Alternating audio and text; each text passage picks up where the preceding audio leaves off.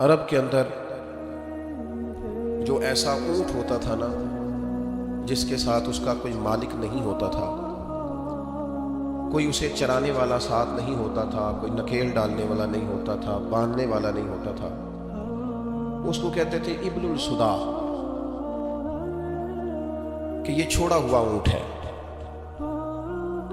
یہ شاید بیکار چھوڑ دیا گیا ہے۔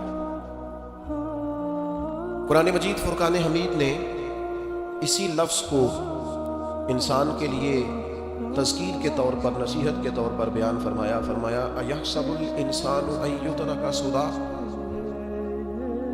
کیا انسان یہ گمان کرتا ہے کہ اسے بھی یوں ہی چھوڑ دیا جائے گا؟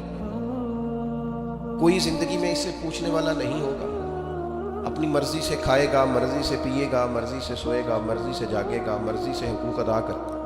کیا یہ سمجھتا ہے انسان اسے یوں ہی چھوڑ دیا جائے گا؟ معنی کیا ہے کہ ایسا نہیں ہے، اسے بہت ساری پابندیوں کا پابند رہنا پڑے گا، بہت سارے احکامات کی اسے پیروی کرنی پڑے گی، بہت ساری چیزوں کی فرما برداری کرنی پڑے گی۔ ہر مال اس کا نہیں ہے، اسے حلال اور حرام کی تمیز پیدا کرنی پڑے گی۔ ہر بات جو اس کی ذہن میں آئے گی یہ کہہ نہیں دے گا، بلکہ اسے سوچ کر بولنا پڑے گا۔ اسے یوں ہی نہیں چھوڑ دیا جائے گا، اس پر پابندیاں رکھی جائیں گی، اور پھر جو اعمال یہ کرے گا ان اعمال کے اثرات بھی مرتب ہوں گے اس کی زندگی میں۔ نیکی کرے گا تو اس کا حسن پائے گا، زندگی میں سکون آئے گا، اطمینان آئے گا۔ اگر اپنی زندگی کے اندر یہ گناہ کرے گا، اللہ کی نافرمانی کرے گا تو من اعرض عن ذکری فإن له معیشۃ ضنکا، اللہ فرماتے ہیں میری یاد سے منہ موڑ لو گے تو زندگی تنگ ہو جائے گی، دشواری ہوگی، تمہاری معیشت تمہارے لیے مشکلات کا شکار ہو جائے گی۔ یہ نہیں ہے کہ انسان کو یوں ہی چھوڑ دیا جائے گا۔ اور پھر اسی آیت کا معنی یہ بھی بیان کیا ہمارے مفسرین نے کہ ایسا نہیں ہوگا کہ قیامت نہیں سجے گی، یہ نہیں ہوگا کہ جزا و سزا کا میدان نہیں لگے گا۔ اگر وقوع قیامت ہی نہ ہو، قیامت کا میدان ہی نہ لگے، تو کیا جس نے ظلم سہا ہے اور اس امید پر چلا گیا ہے کہ قیامت میں بھی فیصلہ ہونا ہے، تو پھر تو اس کے ساتھ ناانصافی ہو گئی۔ اگر صبح قیامت میدان ہی نہ لگے، وقوع قیامت ہی نہ ہو، تو ظالم جو زندگی بھر ظلم کرتا رہا، جبر کرتا رہا، اور کمزور لوگ اسے سزا نہ دے سکے، تو وہ قیامت میں بھی یوں ہی دندناتا پھرے۔ قیامت کے میدان کا لگنا، جزا اور سزا کا ہونا، یہ عقلاً بھی ضروری ہے، نقلاً بھی ضروری ہے۔ صبح قیامت جب اللہ کی بارگاہ میں لوگ کھڑے کیے جائیں گے تو اس موقع پر جزا و سزا کا تصور اور عقیدہ اسلام کا بنیادی عقیدہ ہے۔ جو بندہ یہ کہے کہ میں قیامت یا آخرت کو نہیں مانتا، وہ بندہ مسلمان نہیں ہے۔ اللہ کو ماننے کے ساتھ ساتھ، رسول اللہ صلی اللہ تعالیٰ علیہ وسلم کو ماننے کے ساتھ ساتھ آخرت پر یقین رکھنا اسلام کا بنیادی عقیدہ ہے، اور یہ وہ عقیدہ ہے جو انسان کی زندگی میں انقلاب پیدا کر دیتا ہے۔ جس بندے کو تصور ہونا کہ مجھے کھڑا کیا جائے گا، مجھ سے باز پرس ہوگی، مجھ سے حساب لیا جائے گا، مجھ پر وہ ایک دانشور نے لکھا ہے کہ ایک مالک کا اپنے ملازم پر بہت زیادہ اعتبار ہو گیا تھا، تو اس نے پھر اس سے نہ پوچھنا چھوڑ دیا کہ آج کتنی آمدن ہوئی ہے، کتنی بچت ہوئی ہے، کتنے اخراجات ہوئے ہیں۔ تو وہ جو اس کا ملازم تھا وہ بڑا نیک آدمی تھا، اس نے ایک دن کہا کہ صاحب آپ پوچھا کرتے تھے ہر شام کو کیا کیا کمایا، کیا خرچ کیا، اور ہمارے پاس نتیجتاً آمدن کیا رہی اور نفع کیا رہا، تو آپ پوچھ نہیں رہے۔ اس نے کہا یار سالوں گزر گئے، اب میرا بڑا اعتبار ہے تیرے، اب میرا بڑا یقین ہو گیا ہے، لہذا میں اب سمجھتا ہوں کہ کوئی ضرورت نہیں ہے۔ تو کہتے ہیں وہ کرسی سے اٹھ کے اس کے پیروں میں بیٹھ گیا، اس نے کہا مہربانی کر میرے اوپر اعتبار نہ کر۔ کیا مطلب؟ کہنے لگے یہ تو میرے اوپر اعتبار کر کے مجھے میرے نفس کے حوالے کرنا چاہتا ہے، تو مجھے میری خواہشات کے سپرد کرنا چاہتا ہے کہ میں جو میرے من میں آئے کروں۔ مجھ سے پوچھا کر، کوئی پوچھنے والا ہونا تو انسان اعتدال میں رہتا، مجھ سے سوال جواب کیا کر، کوئی سوال جواب کرنے والا ہو تو انسان کو تصور رہتا ہے، مجھے میرے نفس کے سپرد نہ کر، ورنہ یہ تو مجھے گمراہ کر دے گا، یہ تو خواہشات کا فتنہ ہے جو مجھے الجھا ڈالے۔ میرے عزیز یاد رکھیے گا، اگر کوئی پوچھنے والا نہیں ہوتا، اگر سوال جواب نہیں ہوتے، اگر بات چیت نہیں ہوتی، تو بہت سارے لوگ ایسے ہیں جو ٹھیک ہوتے ہیں پر بگڑ جاتے ہیں۔ آپ نے جس آدمی کو گلے پہ بٹھایا ہے اور پھر آپ نے پوچھا نہیں ہے، چلیں آپ نے اعتبار ہی کیا ہوگا، لیکن جو اس بندے کا آپ نے نقصان کیا اسے فتنے میں ڈالا ہے، دنیا اور آخرت تباہ کر دی اس کی۔ آپ کو چاہیے تھا باز پرس کرتے، خیال کرتے، سوال اٹھاتے، پوچھتے یہ کیا ہوا۔ وقتی طور پر یہ چیز بری لگتی ہے، لیکن یہ بڑی فائدہ مند ہوتی ہے، اس کے اندر بڑی ساری چیزیں پنہا ہیں۔ قیامت کے دن اللہ تعالیٰ اپنے بندوں سے سوال پوچھے گا، اور قربان جائیں میرے نبی پاک علیہ السلام نے فرمایا ہاں وہ پوچھے گا، اور جب تک 5 چیزوں کا تم جواب نہیں دو گے تمہیں قدم نہیں اٹھانے دے گا۔ یا رسول اللہ کون کون سی 5 چیزیں؟ فرمایا اللہ پوچھے گا تم سے بتاؤ عمر کہاں گزاری، بولو میں نے زندگی دی، صحت دی، عافیت دی، کہاں کہاں بتا کے آئے وقت۔ اور اسی پر دوسرا سوال یہ کرے گا مالک کہ عمر کا بہترین حصہ تھا جوانی کا، جب تھکاوٹیں نہیں ہوتی تھی، جب کھڑا رہا جا سکتا تھا، محنت مشقت جد و جہد ہو سکتی، وہ بہترین حصہ جوانی کا کہاں گزارا۔ تیسرا سوال مالک کرے گا بتاؤ نا مال کہاں سے کمایا۔ اور چوتھا سوال یہ تھا کمانے کے بعد بھی مالک تم نہیں تھے، گویا دیا تو میں نہیں تھا نا، تو بتاؤ پھر لگایا کہاں پہ تھا، خرچ کہاں پہ کیا۔ ثم لتسألن یومئذ عن النعیم، ایک ایک نعمت کے بارے میں اللہ پوچھے گا۔ اور 5واں سوال اللہ پوچھے گا بتاؤ جو تم جانتے تھے تم نے اس پر عمل کتنا کیا، جس کا تمہیں پتا تھا، جس کا تمہیں شعور تھا اس پر، تو اللہ سوال پوچھے گا۔ اب یہ کیوں سوال ہوں گے وقوع قیامت میں؟ یہ کیوں پوچھا جائے گا کہ قیامت کے دن کی جزا سزا کا خوف ہو بندے پر۔ اسلام ویسے اپنے ماننے والوں کو بے خوف رکھتا ہے، لا خوف علیہم ولا هم یحزنون، اللہ کے دوستوں کو خوف غم نہیں ہوتا۔ ایک غم تم اپنے اندر رکھو کہ تمہیں قیامت کے دن پوچھا جائے، اس کا خوف پیدا کرو، اور یہ خوف مالک کو اتنا پسند ہے، فرمایا وَلِمَنْ خَافَ مَقَامَ رَبِّهِ جَنَّتَانِ، جو اللہ کے سامنے کھڑے ہونے سے ڈرے گا اللہ اسے 2 جنتیں عطا فرمائے گا۔ اس دن کا خوف اپنے دل میں پیدا کر کے تجھے کھڑا کیا جائے گا، تجھ سے پوچھا جائے گا، تیرے سے سوال کیا جائے گا، تجھے جواب دینا۔ تیری طبیعت کے اندر ہمارے ہاں ہوا یہ ہے کہ کچھ لوگوں نے لوگوں کو بے خوف کر دیا۔ امام غزالی رحمۃ اللہ تعالیٰ علیہ فرمایا کرتے تھے جس قوم کے اندر ایسا واعظ، ایسا عالم، ایسا خطیب، ایسا شخص موجود ہونا جو لوگوں سے کچھ بھی نہیں ہونا، بے فکر ہو جاؤ، جہاں ایسا آدمی موجود ہو وہاں شیطان کی ضرورت نہیں ہوتی، وہ تو خود لوگوں کو وسوسوں میں ڈال رہا ہے، وہ تیرے دل کے اندر خوف پیدا کرے، وہی ہے تیرے زمانے کا امام برحق جو تجھے حاضر و موجود سے بیزار کرے، وہ تجھے بتائے کہ قیامت میں حساب دینا ہے۔ عجیب بات ہے نا، لوگ کہتے ہیں ہمارے پیر صاحب نے کہا ہے خیر صلی ہے، تو میں کہتا ہوں تمہارے پیر صاحب نے خیر صلی اللہ اگر اللہ کی رحمت پہ امید کرتے ہوئے کہی ہے تو انکار نہیں کرتے، ٹھیک کہا ہوگا، اور تمہارے پیر صاحب نے کہا خیر ہے کچھ بھی نہیں ہونا، تو نبی پاک نے تو اتنا ڈرایا صحابہ کو کہ وہ کانپا کرتے تھے، ان کے تو رونگٹے کھڑے رہتے تھے۔ رحمت للعالمین محبوب کے پاس بیٹھنے والے حضرت انس بن مالک رضی اللہ تعالیٰ عنہ ایک دن بیٹھے تھے لوگوں کے بیچ، تو اچانک اندھیرا دفعتاً اچانک اندھیرا چھا گیا۔ تو ایک شخص نے کہا جب حضور کے زمانے میں ایسا ہوتا تھا تو آپ کیا کرتے تھے؟ فرماتے اگر تھوڑا بھی اندھیرا ہوتا نا تو ہم کانپنے لگتے، ہمیں ڈر لگتا تھا کہیں قیامت تو نہیں آ گئی، تو پھر ہم فٹافٹ مسجد کو دوڑ جایا کرتے تھے، جہاں کے نفلوں کی نیت باندھ لیتے تھے، سجدوں میں گر جاتے تھے، ان کو تو خوف تھا، وہ تو ڈر رہے۔ سیدہ طیبہ طاہرہ حضرت عائشہ صدیقہ فرماتی ہیں حضور دعا مانگ رہے اللہم حاسبنی حسابا یسیرا، تعلیم امت کے لیے، ہمیں سمجھانے کے لیے۔ کریم کہتے ہیں اے اللہ مجھ سے جب تو قیامت والے دن حساب لینا تو ذرا آسان کر کے لینا۔ فرماتی ہیں میں تڑپ گئی، میں نے کہا یا رسول اللہ آسان حساب کس کا ہوگا؟ حضور فرمانے لگے عائشہ آسان حساب اس کا ہوگا جس سے اللہ تعالیٰ اپنے فضل سے، کرم سے، اپنے کرم سے اللہ نظر فرمائے اور کہے جا تیرے لیے جنت ہے۔ ورنہ فرمایا جس سے اس نے پوچھ لیا نا، جس سے مناقشہ ہوا، جس سے بات ہوئی، جس سے سوال ہوا، جس سے کھڑا کیا گیا، اس کے لیے بڑا مشکل ہے۔ میں کسی کی بات نہیں کرتا، میں ذاتی طور پر خود سمجھتا ہوں کہ حساب دینا بڑا ہی مشکل کام ہے، بڑا۔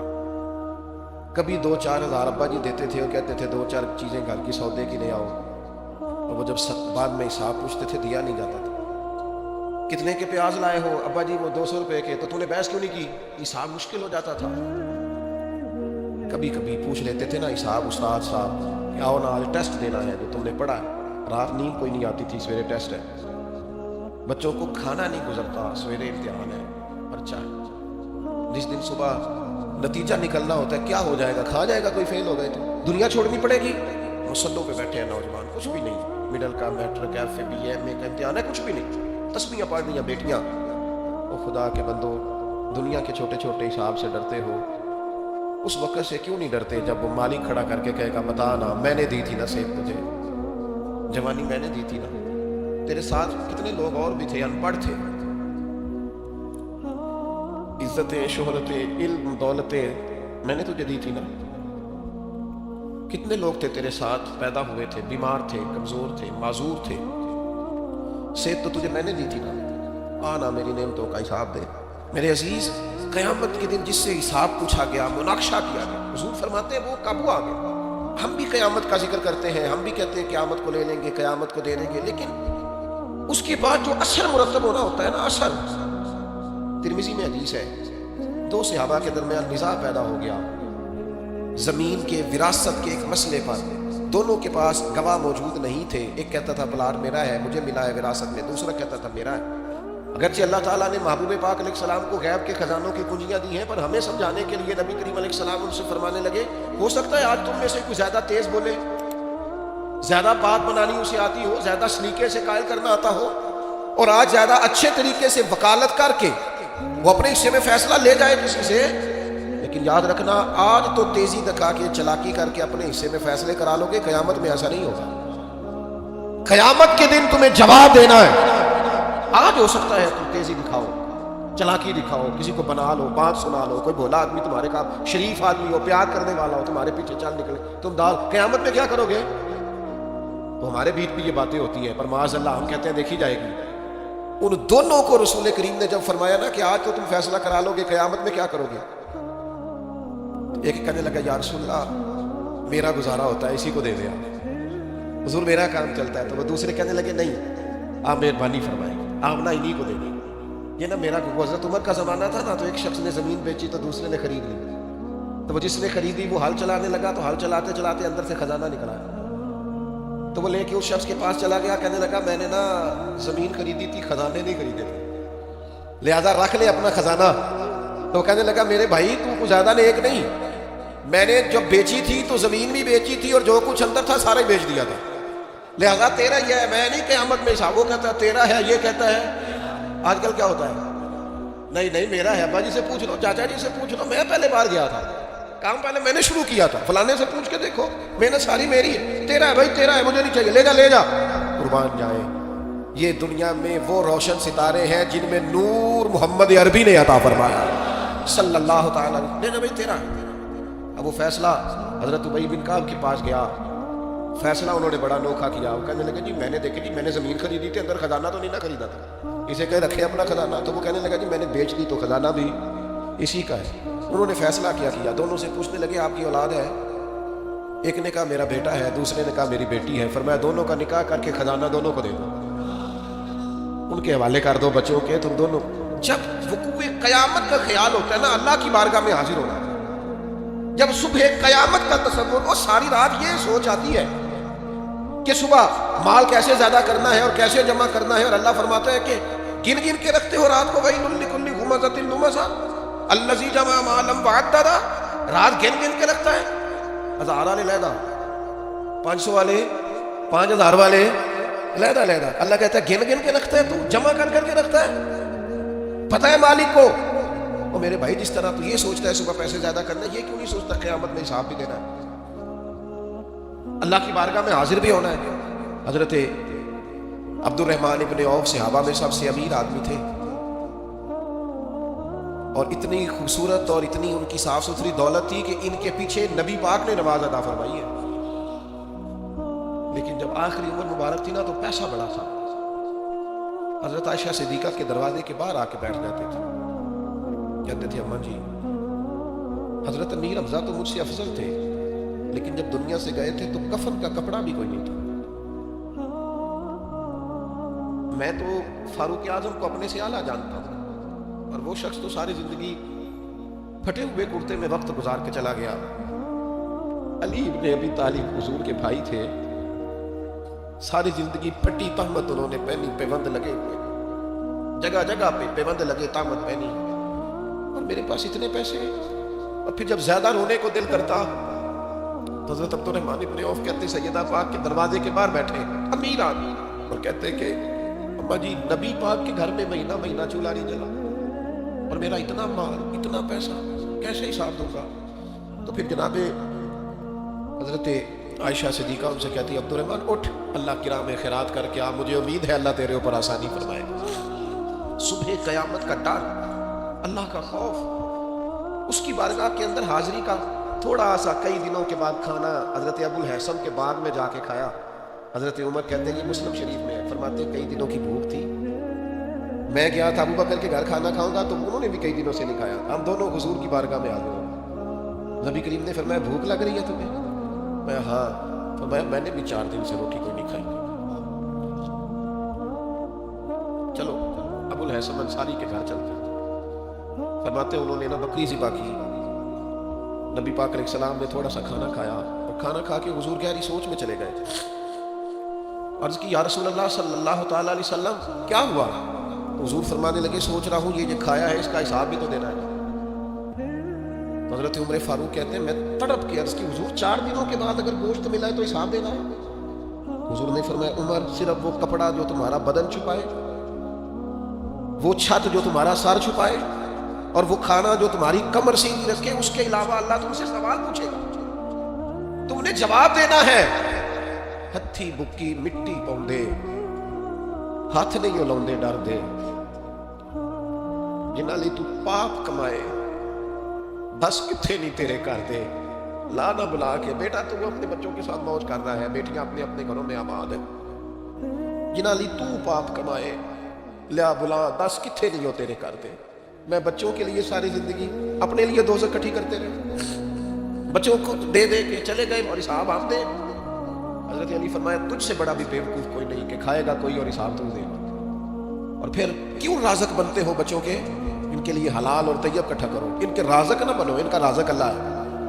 یہ نہ خیال کرو کہ میں نہیں اگر بہت زیادہ کما سکوں گا تو پتہ نہیں یہ روٹی نہیں کھائیں گے، اس بات سے باہر آ جاؤ، یہ کمزوری ہے اپنی طبیعت کی، اس کو نکال دو۔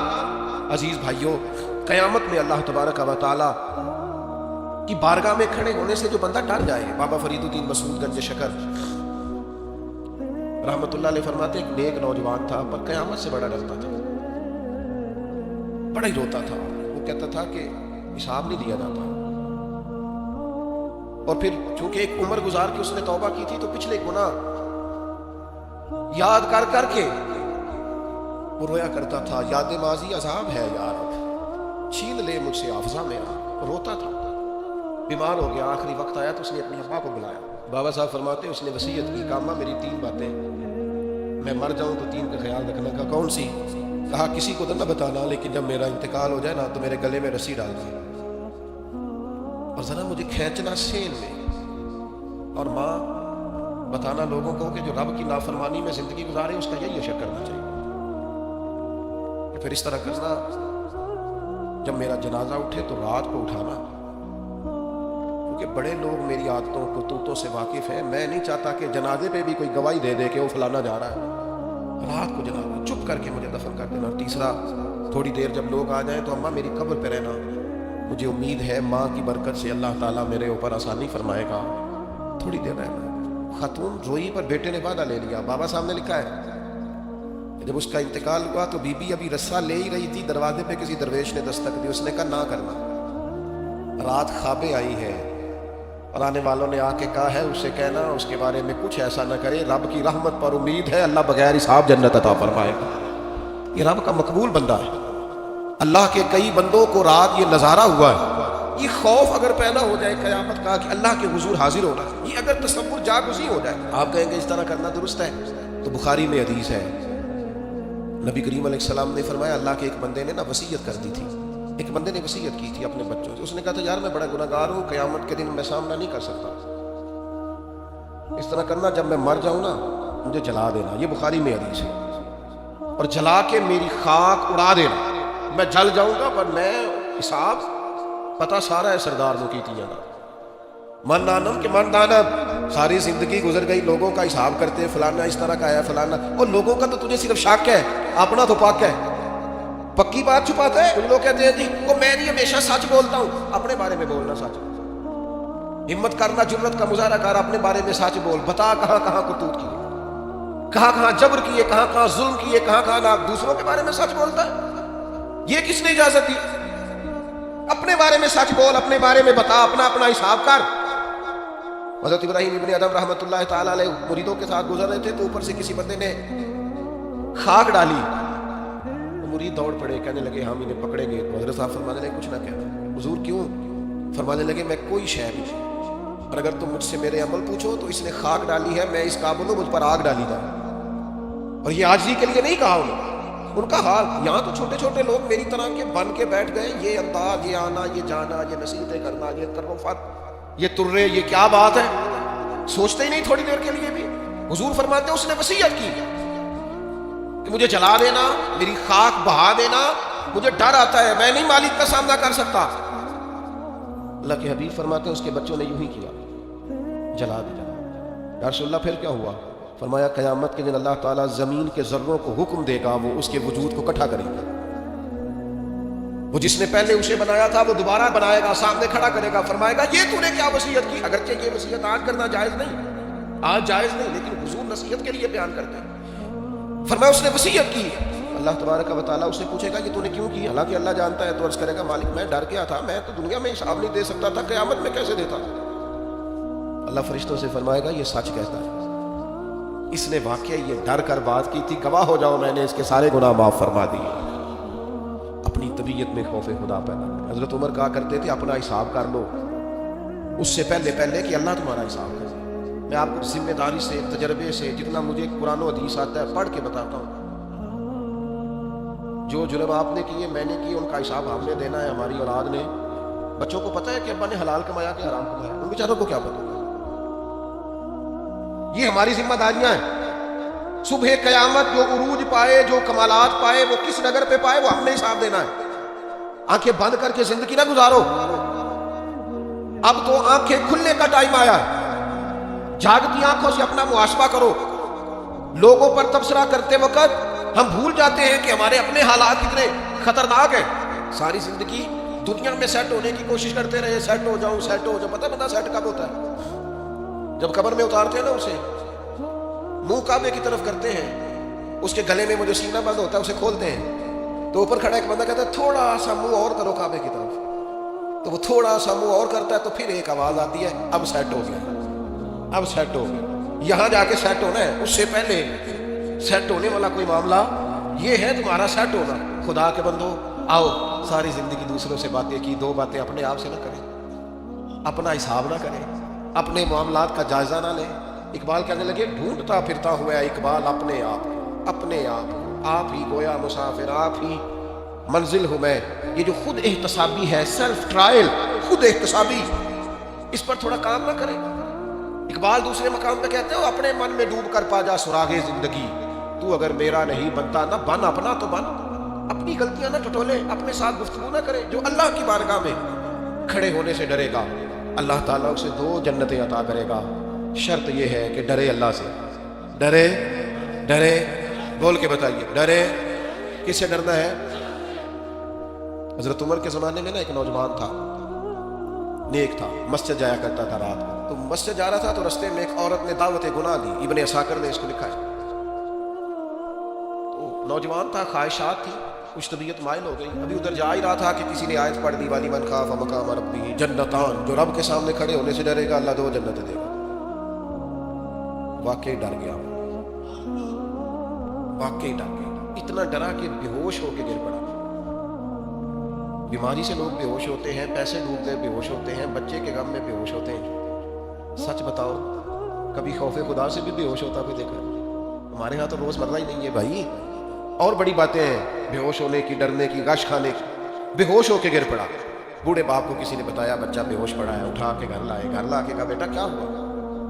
نوجوان ہے، چڑھتی جوانی ہے، پر پاکیزہ بڑی ہے.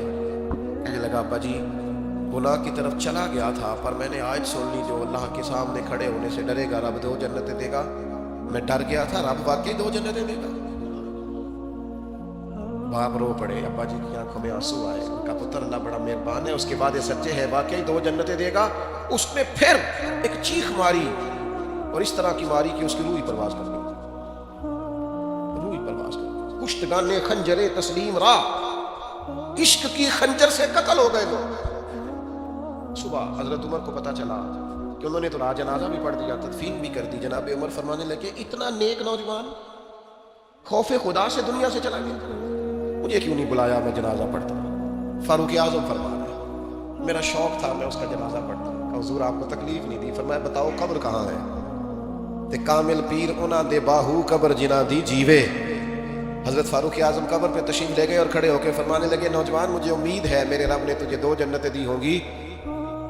इब्ने असाकर खोल के देखो तारीख बगदाद में क्या लिखा है। हजरत सैयदना फारूक ने फरमाया उम्मीद है 2 जन्नतें दी होंगी। कब्र के अंदर से बोला, कामिल पीर ना दे बाहू कब्र जिना दी जीवे।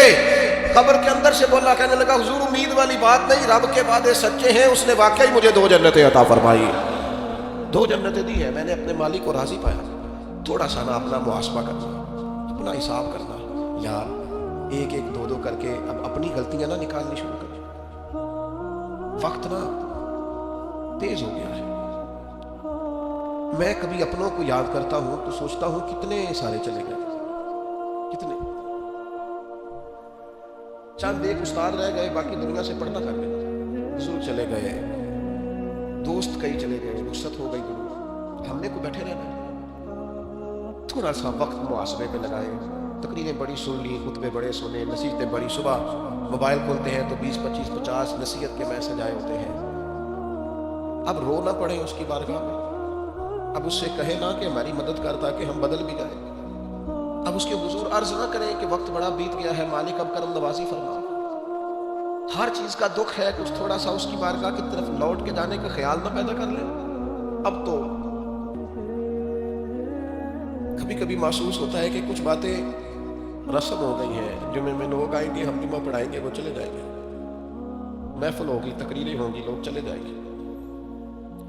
तो कभी कभी दिक्कत होने लग जाती है। खुतबे होंगे, ईदें होंगी, चंदे होंगे, खाएंगे लोग, पिएंगे, रुखसत हो जाएंगे। कहीं ऐसा तो नहीं कि दीन को बतौर दीन ले लिया, बतौर रस्म ले लिया। हमने वही काम कर लिया है कि ठीक है एक वक्त आया, इसे गुजारो, जुमा पढ़ो, जुमे के बाद फिर देखी जाएगी। अब वक्त आगे बढ़ गया है। अब हजरत इब्राहिम खलील ने कहा था अल्लाह की बारगाह में कि डायरेक्ट ही जनाब इजराइल को भेज दिया, पहले कोई पैगाम तो भेजते। तो मालिक ने फरमाया खलील जिस दिन पहला सफेद बाल आया था तो पैगाम तो आया था। जिस दिन जमीन से उठते हुए पहली दफा वजूद में कहीं दर्द महसूस हुआ था तो पैगाम तो आया था। और जिस दिन तंदुरुस्त जिस्म ने बीमारी में रात गुजारी थी तो पैगाम तो आया था। पैगाम तो आ रहे भाई, सुबह शाम पैगाम आ रहे। और हजरत दाऊद ताई फरमाया करते थे जिस दिन तू कंधों पे दादी और दादे के जनाजे उठा के ले गया था, तुझे याद नहीं था कि कभी इन कंधों पे तुझे भी उठाया जाए। नानी, नाना, चाचू, मामू, माँ, बाप, जब ये तू जनाजे उठा के ले जा रहा था तो तुझे होश नहीं थी कि बारी तेरी भी आएगी, तूने भी जाना है, तूने भी वहां हाजिरियां देनी है। कभी कब्रिस्तानों में खड़े होकर देखा करो, रश लगता है। कबीलों के कबीले लेटे हैं, खानदानों के खानदान लेटे हैं। वापस आए सगियो, अब उसकी बारगाह की तरफ रुजू करें। अब तौबा का वक्त है, इस्तिगफार पढ़े। शब कदर आ रही है, उसे मना ले, उसके हुजूर हाजिर हो, उससे माफी ले ले। हजरत बहलोल दाना कब्रिस्तान में खड़े होकर हंस रहे थे तो एक शख्स ने कहा बाबा तू बड़ा दीवाना है, क्या मर्जी हंसने लगता है, अब क्यों हंस रहा है? कब्रिस्तान में खड़े होकर हंस रहा है। तो फरमाने लगे यार हंस इसलिए रहा हूं कि दुनिया में रब मानता था, ये कब्रों वाले नहीं मानते थे। अब ये सारे मानते हैं, वो नहीं मानता। वो कहता दी नहीं थी तुम्हें मोहलत, दी नहीं थी तुम्हें सेठ, वक्त था नहीं तुम्हारे पास। अब ये मानते हैं, अब वो मानता, अभी वो मानता है। मान जाए हम लोग तवज्जो करें, हम लोग आगे बढ़े। हमारा मिजाज इस तरह का अगर बन जाए ना कि हमने अल्लाह से सुलह करनी है तो मेरे अजीज वो तो मेहरबानी बढ़ाए। हुजूर फरमाते हैं लंबी चौड़ी बात कोई नहीं, इतना आसान सोच जितना मक्खी का पर नहीं होता। एक दफा तू बहा दे उसकी बारगाह में, वो तो उसी वक्त ही करम का फैसला करके कहेगा जा मैंने तुझे दोज़ख से आजाद कर। वापस आओ अपनी असल को पहचाने। आओ, मैं आपको जिम्मेदारी से कहता हूँ, रिश्तेदार हो, दोस्त हो, यार हो, कोई भी हो, किसी न किसी मकाम पर खुदा न करे कहीं न कहीं जहनों में हमने अपनों से तवक्कुआत वबस्ता की होती है। एहसास भी होता है कोई नाराज़ ना हो जाए, सबका एहसास करते हो, रब रसूल का क्यों नहीं करते? उसका भी तो एहसास करो ना, वो नाराज़ ना हो जाए। मैं रात को देख रहा था, मगरिब और सुबह में देख रहा था, फजर की नमाज मस्जिद फुल थी। मैं देखता था कि जो पिछली सफ़े है ना, ये रमज़ान में मगरिब और फजर में फुल होती है। सोच रहा था कि 2-4 दिन के बाद कहीं ये सफ़े वीरान नजर ना आने लग जाए, ये सवाल ना खड़े करें कि किधर गए नमाजी, मस्जिद मस्सी खां है कि नमाजी ना है, यानी वो साहिब औसाफ हिजाजी ना, ये कहीं शिकायत ना करें हमारी अल्लाह की बात। तो आपसे अपील करूँगा, जितने नेक अमाल रमज़ान में शुरू किए हैं उन्हें जारी रखें ईद के बाद। जितना कुरान शरीफ पढ़ना शुरू किया है उसे रोज़ पढ़ा करें। जितनी इस्तिग़फ़ार पढ़ रहे हैं रमज़ान में वो रोज़ पढ़नी है इंशाअल्लाह। ईद वाले दिन भी अपने मामलात में फ़र्क ना, थोड़ी सी एक दफ़ा जद्दोजहद करनी पड़ेगी, हिम्मत करनी पड़ेगी। चलें कह लें जबर करके आपको ईद वाले दिन भी तिलावत करनी पड़े तो करें। थोड़ा सा चंद दिन अगर आप और गुजार लेंगे तो इंशाअल्लाह ताला मामलात में बेहतरी होगी।